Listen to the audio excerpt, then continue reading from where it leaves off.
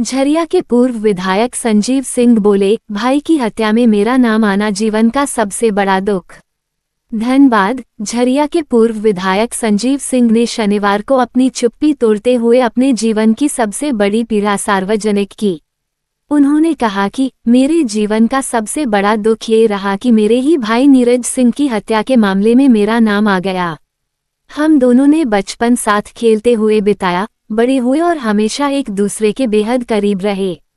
ऐसे में इस घटना में मेरा नाम जुड़ना मेरे लिए अकल्पनीय था। संजीव सिंह ने बताया कि नीरज सिंह की हत्या एक अत्यंत दुखद और चिंताजनक घटना थी। उन्होंने कहा, मैंने खुद इस मामले की सीबीआई जांच की मांग की थी ताकि सच्चाई सभी के सामने आ सके। राजनीति में सक्रिय होने के बाद परिवार और परिचितों से दूरी बढ़ने की बात स्वीकार करते हुए उन्होंने कहा कि अब वह इस दूरी को कम करने का प्रयास कर रहे हैं।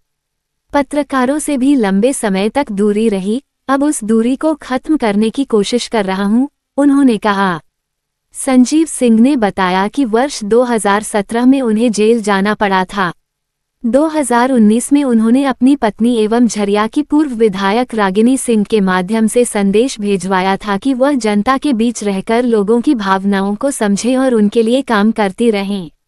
उन्होंने कहा, रागिनी चुनाव हारने के बाद भी लगातार जनता के बीच सक्रिय रही हैं।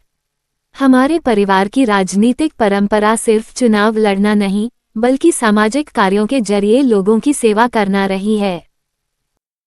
आज आप लोगों के साथ एक मुलाकात सबसे जरूरी थी, इसलिए ये राजनीतिक सक्रियता आप जहां तक जानते हैं कि यह स्पष्ट रूप से है कि 2017 में जब मैं जेल गया था और उस जेल जाने के क्रम में 2019 में रागिनी जी से मैंने बात की और बात करके इनसे व्यक्तिगत एक संदेश भिजवाया इनको, और इनको हमने कहा कि आप जो जिम्मेवारी हमारे ऊपर थी कि लोगों के बीच में रहकर उनके बातों को, उनकी जन भावनाओं को समझना और उस पर कार्य करना, तो मेरी अनुपस्थिति में इन्होंने काम किया है। और निश्चित तौर पर जब से हम यहाँ धनबाद आए उस दिन से लेकर आज तक प्रत्येक दिन बहुत लोगों से मुलाकात हो रही है और जिन विषयों में लोगों की जो समस्या है, जहां तक संभव हो पाता है तो रागिनी जी से या हम अपने स्तर से प्रयास करते हैं, लोगों से बात करके उसका समाधान करने का प्रयास करते हैं। क्योंकि जो स्वर्गीय सुरेशदेव सिंह का राजनीतिक कार्य रहा, वो सिर्फ राजनीतिक चुनाव लड़ना या चुनाव जीतने से या एक विधायक बनने तक नहीं था। उनके मन में एक ये सोच था कि हम सामाजिक स्तर पर भी हम काम करेंगे, जहां भी लोगों को परेशानी होगी, अपने स्तर से जो भी व्यवस्था होगी हम उसके लिए खड़े रहेंगे। तो हम ये उनके नहीं रहने के बाद इस परिवार से जो भी लोग रहे वो चलते रहे और उस कार्य को पूरा करते रहे। ये दायित्व रागिनी जी के ऊपर रहा और ये बखूबी चुनाव हारने के बाद भी रागिनी जी उसको करती रही और हमारा भी सहयोग अब इनके साथ है, रहेगा। वहाँ शिव का कोई महत्व नहीं है,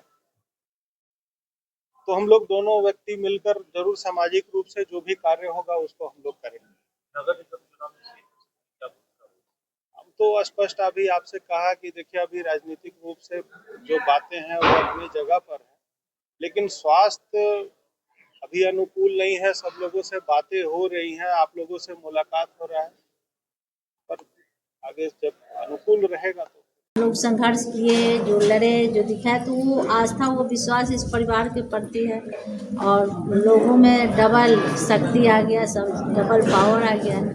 बहुत जल्द सबके बीच जाएंगे, बहुत जल्द सबका दिलों में तो थे ही, अब और ज़्यादा सबके अंदर उत्साह हो गया।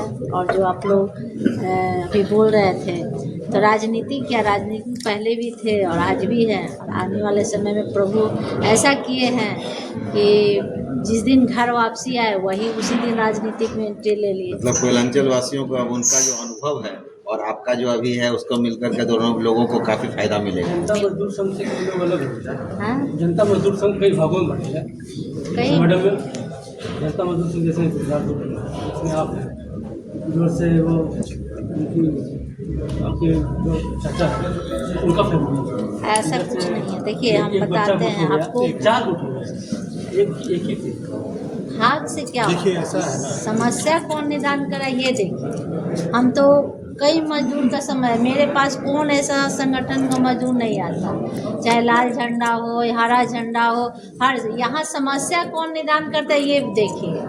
कोई झंडा हो, 1000 लोग यूनियन चलाता है, 1000 लोग यूनियन का नेता बनता है, लेकिन यहाँ कौन मजदूर का समस्या समाधान करता है इसको देखिए। यहाँ एक भी आप देखिए कि आज तक कोई इतिहास रचा है क्या कि मजदूरों को कभी मतलब जब भी कोई घटना घटा, आज हम ही लोग कोई भी मजदूर के घटना के बाद 15 लाख मुआवजा और एक नियोजन के साथ, नौकरी के साथ, ये रूल हम ही लोग बनाए। आज कोई नेता का किसी के जाने की जरूरत नहीं पड़ता है, कोई भी मैनेजमेंट घर जाकर दिलाता है। पहले वही नेता अपना घर पैकेट भरता था, आज अब किसी नेता के जाने की जरूरत नहीं है। तो मजदूर सिर्फ इस संगठन पे, इस परिवार पे आस्था जताता है। मजदूर का तो बहुत लोग नेता बनता है, लेकिन सही हक कौन दिलाता है इसका देखिए। जैसे फैमिली में ही नहीं, हम एक बात आपको स्पष्ट कर देना चाहते हैं। आप जो सवाल कर रहे हैं, जनता मजदूर संघ जो है वो स्वर्गीय सूरजदेव सिंह के द्वारा स्थापित किया गया और काफ़ी लोग उससे जुड़े हुए हैं और उस संगठन से हमारा भी जुड़ाव है। जनता श्रमिक संघ किस परिस्थिति में बना वो एक अलग विषय है, लेकिन दोनों संगठन जो सिद्धार्थ जी के नेतृत्व में चलता है, माता कुंती के नेतृत्व में चलता है, तो ऐसा नहीं है। जब से हम आए हैं दोनों ट्रेड यूनियन के लोगों के साथ में बराबर बैठक होती है, बात होती है, लोग मिलते हैं और जो बातें होती हैं दोनों साथ में लेकर चलते हैं। जो परिस्थितियां पहले थी वो बिल्कुल नहीं है। दोनों संगठन हमारा है और दोनों को हम बहुत बहुत धन्यवाद।